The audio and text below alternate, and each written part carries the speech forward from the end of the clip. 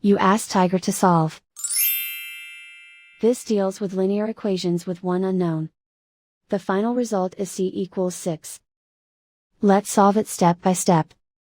Simplify the expression. Find the greatest common factor of the numerator and denominator. Factor out and cancel the greatest common factor. Swap sides. Isolate the c. Multiply both sides by 36. Group like terms. Multiply the coefficients. Simplify the fraction. Multiply the fractions. Find the greatest common factor of the numerator and denominator.